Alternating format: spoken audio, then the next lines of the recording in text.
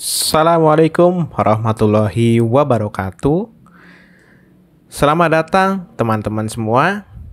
Kami dari kelompok 4 akan mempersembahkan sebuah presentasi yang menarik mengenai hubungan antara Tor dengan Wikileaks. Ya, mari kita simak bersama-sama bagaimana kedua entitas ini saling terkait dan berdampak pada dunia informasi saat ini. Nah, dalam era di mana kebebasan informasi menjadi semakin penting, pertemuan Tor dan Wikileaks ini membawa perubahan besar loh dalam lanskap informasi global. Perubahan besar dan juga mendasar. Dalam presentasi ini juga, kami akan mengungkapkan keterkaitan erat antara Tor, jaringan anonimitas daring, peran signifikan Wikileaks dalam memperjuangkan akuntabilitas dan transparansi. Nah, mari kita telusuri bersama bagaimana kolaborasi dan kontroversi yang tentu saja muncul antara keduanya membentuk narasi baru dalam era informasi digital. Nah, sebelum itu, perkenalkan dulu nih, kami dari tim kelompok 4. Itu anggotanya yaitu yang pertama Awaludin Nasir Ubadah, kemudian yang kedua Haryanto, saya sendiri, kemudian yang ketiga Muhammad Ketsar Ali Abi Wahid, lalu ada Zidan Khalil Gibran, kemudian ada Niko Ardi, dan terakhir adalah Yusri Ningsi. Nah, topik yang akan kita bahas pada kali ini ada 5 ya. Ada 5 topik utama. Yang pertama adalah hubungan Julian Assange dan Wikileaks. Nah, Julian Assange ini adalah seorang yang sangat mempunyai visi terkait keterbukaan informasi dan juga erat hubungannya dengan Wikileaks, ya. Kemudian setelah kita membahas Julian Assange dan Wikileaks, kita akan masuk ke dalam sebuah topik yang bernama Tor atau The Onion Router. Ya, Tor ini adalah salah satu software open source di mana banyak yang menggunakan ya. Dan juga ini seperti pisau yang bermata dua. Satu bisa dipakai buat kebaikan, satu juga bisa dipakai untuk keburukan juga. Ya, tentunya sama kayak pisau kan. Bisa untuk motong sayuran, atau bisa juga untuk menyakiti orang. Sama seperti Tor. Tor ini bisa digunakan untuk menangkap penjahat, atau mengumpulkan kejahatan-kejahatan siber dan non-siber juga bisa. Nah, namun Tor juga bisa digunakan untuk kejahatan-kejahatan siber, digunakan untuk hacker, dan lain sebagainya.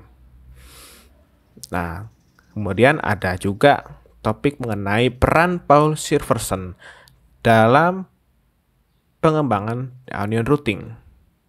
Nah, kemudian ada juga Jacob Appelbaum dan keterlibatannya dan hubungannya dalam pembahasan sekarang.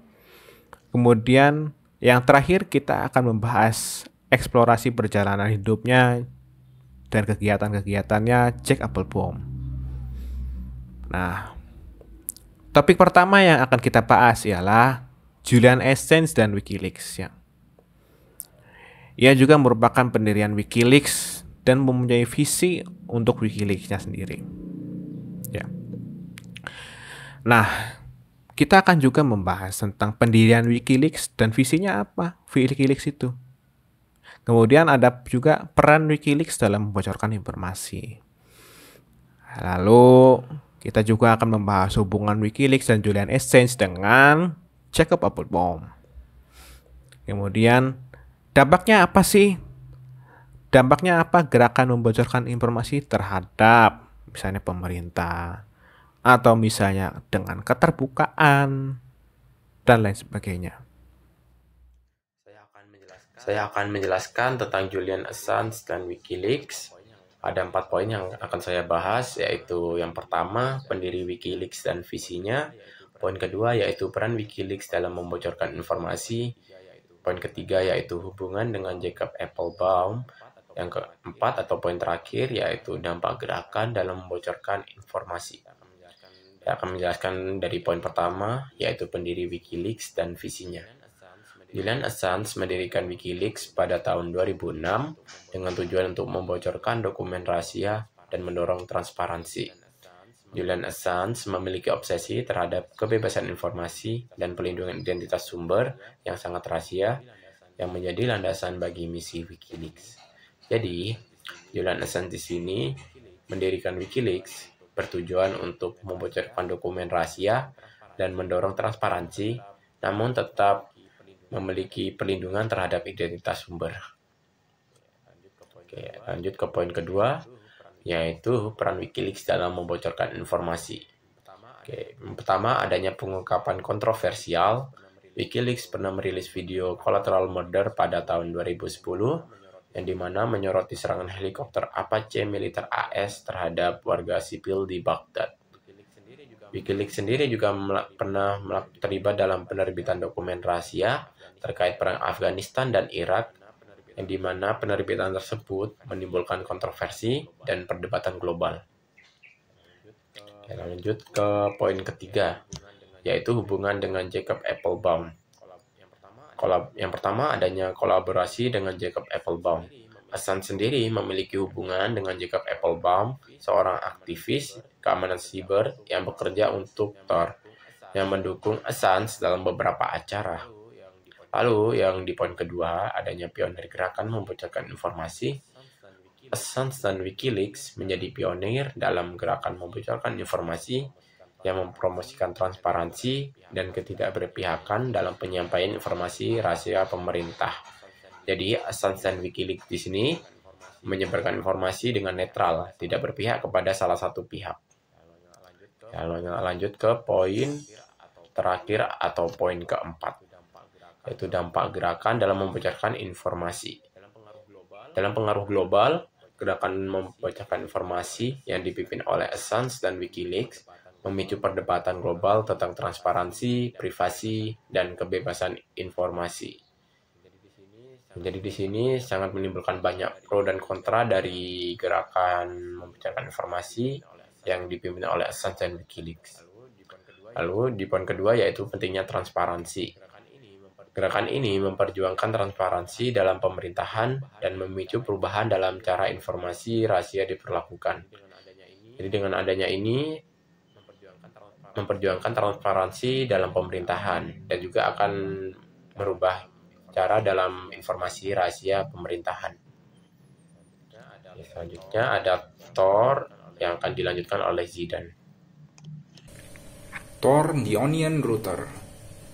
Pada materi ini ada 4 subbab yang akan saya jelaskan. Yang pertama, dasar-dasar Tor, konsep anonimitas dan enkripsi. Yang kedua, akses tersembunyi dan perlindungan terhadap censorship. Yang ketiga, browser Tor dan batasan teknologi. Yang keempat, peran Tor dalam perlindungan privasi. Dasar-dasar Tor, konsep anonimitas dan enkripsi. Tor, kependekan dari The Onion Router, adalah perangkat lunak gratis dan sumber terbuka untuk memungkinkan komunikasi anonim. Tor mengarahkan lalu lintas internet melalui jaringan overlay terenkripsi sukarelawan gratis di seluruh dunia yang terdiri dari lebih dari 7.000 relay. Mengarahkan lalu lintas dalam artian Tor mengarahkan lalu lintas internet melalui serangkaian node atau simpul yang dioperasikan oleh sukarelawan di seluruh dunia, menciptakan anonimitas bagi pengguna. Terenkripsi di sini, Tor melewati jaringan yang dienkripsi, memberikan lapisan perlindungan tambahan terhadap penyadapan atau pengawasan oleh pihak ketiga. Pada gambar yang ditampilkan ini bisa kita lihat untuk mengakses jaringan, Tor melewati beberapa tahapan atau beberapa lapis yaitu entry guard, middle relay lagi, lalu baru exit relay. Pada kenyataannya mungkin ada beberapa middle relay lagi, bisa lebih banyak, bisa lebih sedikit, tergantung konfigurasi pada Tor browser. Akses tersembunyi dan perlindungan terhadap censorship. Layanan tersembunyi yang dimaksud di sini, Tor mendukung layanan tersembunyi, memungkinkan pengguna untuk menyediakan dan mengakses konten secara anonim. Mengatasi censorship. Rute lalu lintas melalui simpul Tor di seluruh dunia memungkinkan pengguna untuk mengakses konten internet yang mungkin diblokir atau disensor. Browser Tor dan batasan teknologi. Browser Tor dapat diakses melalui browser yang telah dikonfigurasi khusus untuk menjalankan lalu lintas melalui jaringan Tor. Di sini pentingnya memahami batasan. Meskipun memberikan perlindungan privasi yang signifikan, penggunaan Tor tidak memberikan kekebalan mutlak terhadap semua risiko atau aktivitas ilegal. Peran Tor dalam perlindungan privasi. Perlindungan privasi, Tor memberikan alat yang kuat untuk menjaga privasi dan anonimitas online, memungkinkan individu untuk berkomunikasi secara aman di dunia digital. Pentingnya kesadaran risiko. Penggunaan Tor memerlukan pemahaman yang baik tentang risiko dan batasan teknologi tersebut. Dari poin sebelumnya akan timbul pertanyaan, apakah Tor itu aman atau tidak untuk dipakai.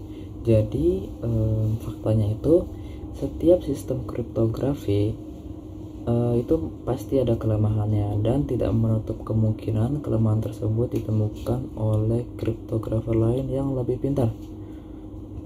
Namun setiap kelemahan yang ditemukan pasti akan selalu diperbaiki oleh Tor, sehingga membuatnya menjadi sistem yang lebih baik. Dan Tor sendiri adalah satu-satunya sistem anonimitas yang ditinjau oleh rekan sejawat untuk komunikasi secara real time. Kemudian kita masuk ke pembahasan berikutnya, yaitu peran dari Paul Siversen dalam pengembangan onion routing. Dan di sini ada dua subpoin, yaitu kontribusinya pada onion routing dan juga peran dalam pengembangan teknologi privacy. Pada poin pertama, yaitu kontribusi pada onion routing. Di sini ada gambaran dari Paul Siversen. Nah, pertama itu Paul Siversen merupakan pencetus dari ide onion routing dan merupakan salah satu tokoh di balik pengembangan ide onion routing yang menjadi landasan bagi proyek Tor.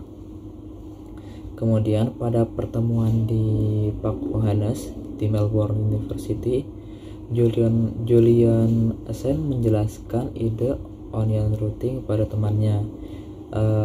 Ide ini diilhami oleh karya dari Paul Siversen yang kemudian menjadi aspek penting dalam menjaga anonimitas dan keamanan dalam proyeknya, yaitu WikiLeaks.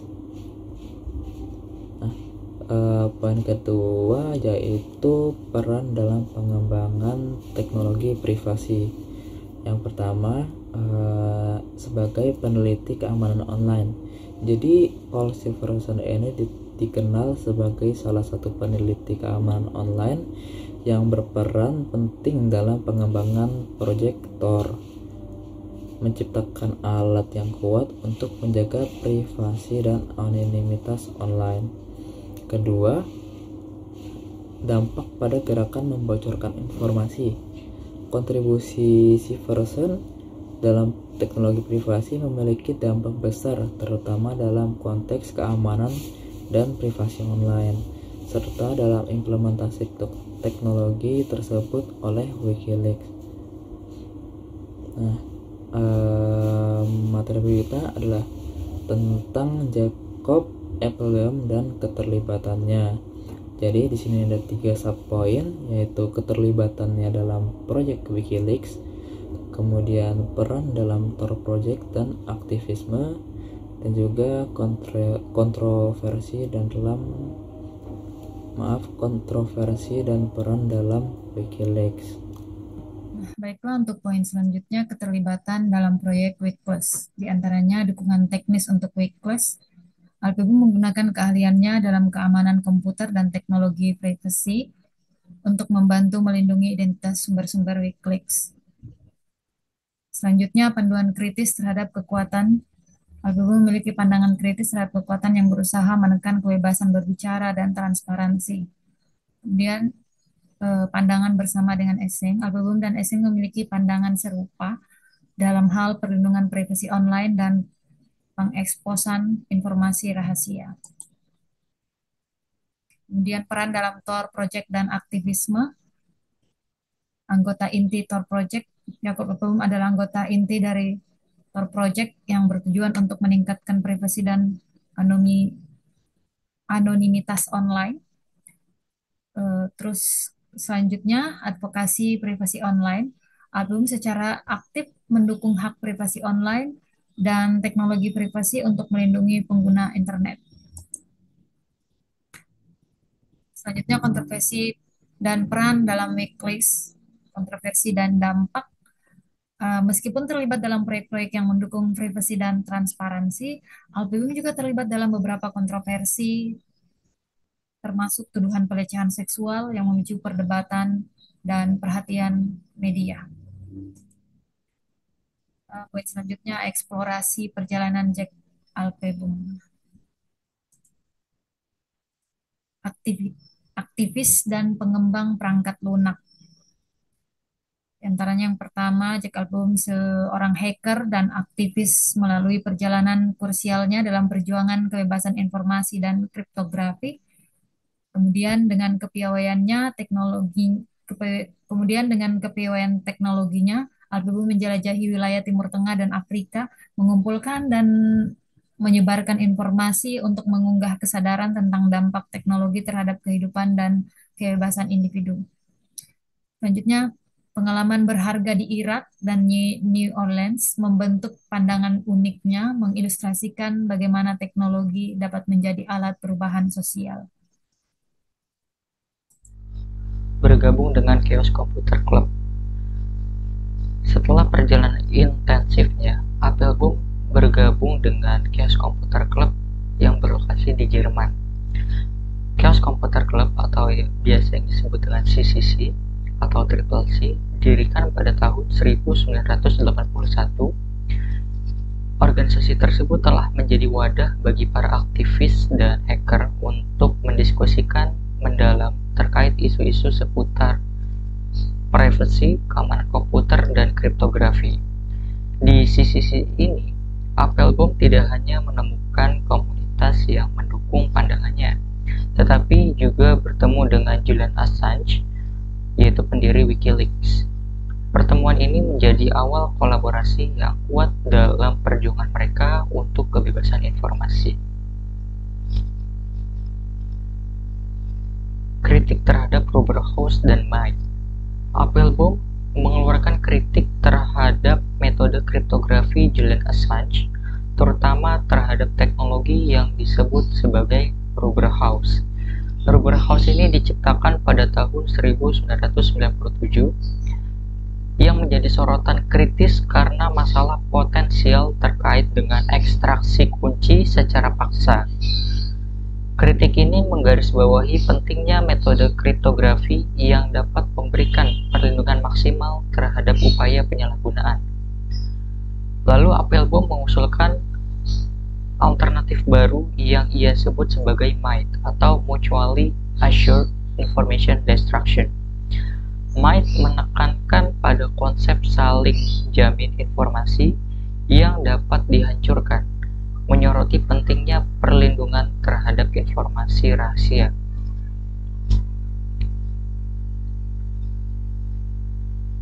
WikiLeaks menjadi protagonis utama dalam membuka akses terhadap informasi rahasia Selama rentang waktu kritis dari tahun 2006 hingga tahun 2009, dalam periode ini WikiLeaks aktif mempublikasikan sejumlah besar dokumen yang mencakup skandal di Kenya dan paparan internal gereja Scientology. Dokumen-dokumen yang bocor membuka mata dunia terhadap berbagai isu global dan menunjukkan kekuatan informasi dalam mengubah paradigma. Dengan membuka akses terhadap berbagai isu, WikiLeaks memberikan kontribusi yang signifikan terhadap perubahan opini publik dan kesadaran global.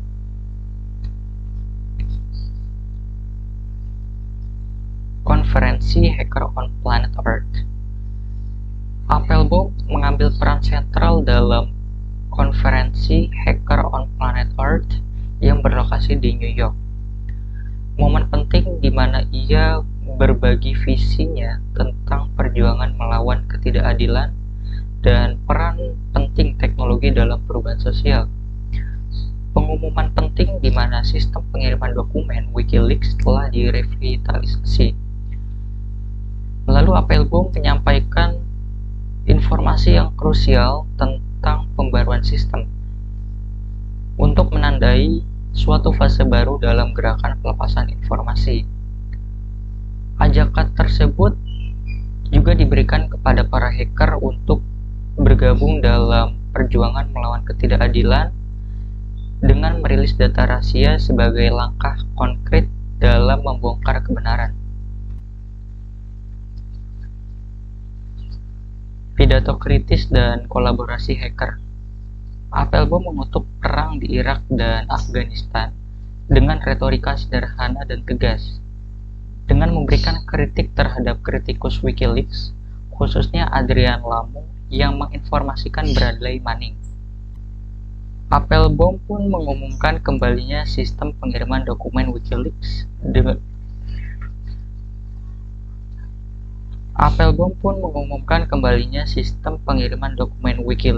dalam pidatonya. Lalu, Applebaum memberikan ajakan kepada para hacker untuk turut serta dalam perjuangan. Ini mendorong kolaborasi antar komunitas hacker untuk mengungkap dan memerangi ketidakadilan. Collateral murder dan puncak kerakan. Apa ini collateral murder dan apa hubungannya dengan WikiLeaks? Jadi, bagi yang belum tahu apa itu collateral murder, kita akan ceritakan mengenai latar belakangnya. Pada 12 Juli 2007, serangan udara darat dilakukan oleh tim 2 helikopter AH-64 Apache Amerika Serikat di Al-Amin Al-Taniyah, New Baghdad, Irak, selama pemberontakan Irak yang terjadi setelah invasi Irak. Nah, pada 5 April 2010, serangan tersebut mendapatkan liputan dan kontroversi global. Loh, kok bisa? Karena ada rekaman 39 menit mengenai gambaran senjata oleh WikiLeaks gitu. Jadi WikiLeaks ini membocorkan rekaman terkait serangan udara tersebut dan menimbulkan kontroversi juga loh. Nah, video itu dinamai collateral murder oleh WikiLeaks, menunjukkan awak menembaki sekelompok orang dan membunuh beberapa di antaranya, termasuk dua jurnalis Reuters. Dan kemudian tertawa melihat beberapa korban yang semuanya adalah warga sipil. Seorang pejabat militer yang anonim pun mengonfirmasi bahwa video tersebut itu asli, real, bukan hoax gitu. Nah, ini juga yang memicu diskusi global tentang legalitas dan moralitas serangan tersebut, sehingga juga muncul akhirnya reaksi para hacker terhadap video yang mengekspos tindakan militer tersebut yang kontroversial ya. Jadi itu tindakan yang sangat kontroversial ya, tertawa dan lain sebagainya. Simbolisme kolateral modern ini juga menjadi panduan untuk gerakan pelepasan atau pembebasan informasi, information freedom, gitu. Baik, sampai di sini presentasi kami dari kelompok 4. Mudah-mudahan informasi yang kami berikan ini bermanfaat bagi teman-teman semua. Akhir kata, ini ada kutipan dari Julian Assange, "Capable and generous men do not create victims, they nurture victims." Sekian dan mohon maaf bila ada kekurangan dan kesalahan dalam presentasi ini. Terima kasih. Assalamualaikum warahmatullahi wabarakatuh.